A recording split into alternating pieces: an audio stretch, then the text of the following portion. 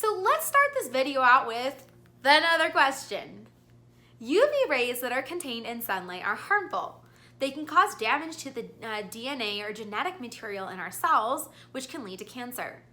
X-rays can also be harmful, which is why we need to cover up certain parts of our bodies when having our X-rays taken, like at the dentist, or if you think you might have broken a bone. But why are UV and X-rays harmful to us, but visible rays are not? The answer is that UV rays and X-rays are higher in energy than visible light. Because they carry higher energy, they're able to do damage while visible light does not. But how can this be the case? How do we know that UV rays are higher in energy than visible rays? To understand, we have to dive further into another property of light, the particle properties of light. So electromagnetic radiation, including light, can be described as a stream of particles called photons that exhibit both particle and wave-like properties. These photons contain very specific or quantized packets of energy. How do we know that the photons in UV rays are higher in energy than those in visible light? Well, we know because the wave and particle properties of light are intricately linked. You can't have one without the other, not unlike an electron.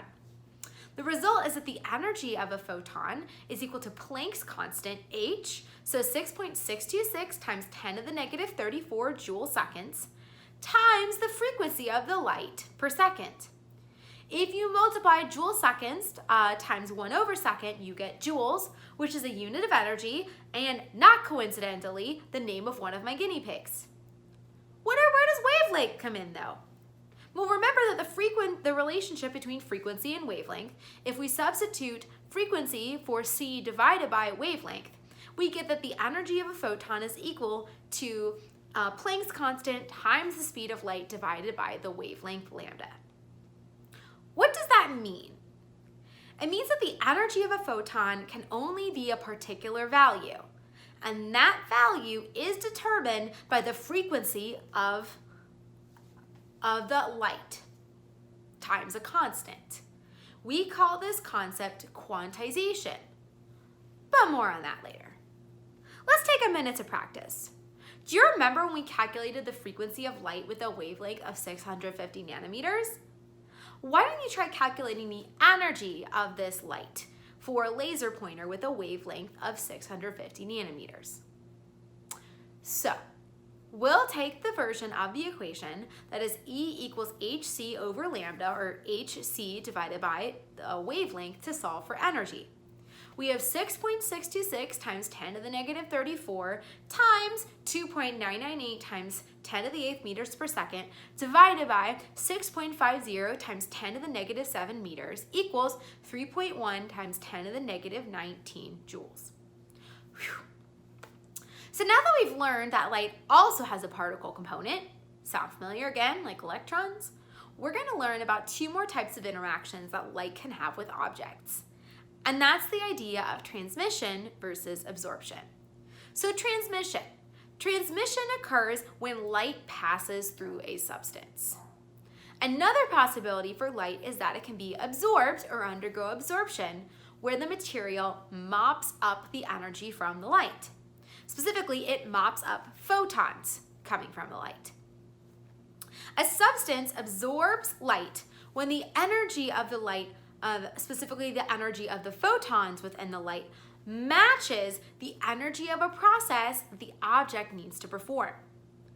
It only can be of a very specific set of energies depending on the object. Energy that is not absorbed by the material is either reflected or transmitted. Objects through which visible light completely passes through are transparent, like water. Objects that reflect visible light are opaque or can't be seen through.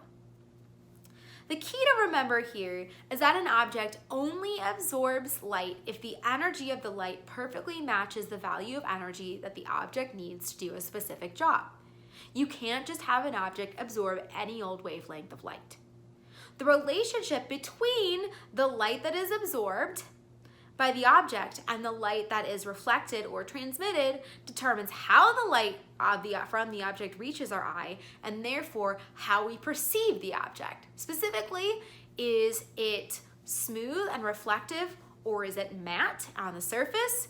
Is it clear, or is it transparent? Or is it clear or transparent, or is it opaque? And finally, what color is the object? So the question then becomes, how do we perceive if an object is colored, and how do we know what that color is? When objects absorb light in the visible range, they only absorb a certain set of wavelengths that correspond with a particular energy value that the object needs. So you'll end up with some colors of light being absorbed and other colors of light being reflected or transmitted. The identity and particular mixture of the light that is reflected back to our eyes determines the color that we see. For instance, a magenta object will appear magenta because the light that is reflected off that object is perceived to be magenta by our eyes. How does that mixing work? Well, that's for next week. In the next video, we're going to talk about a very specific model of the atom and learn a little bit more about quantization. See you later.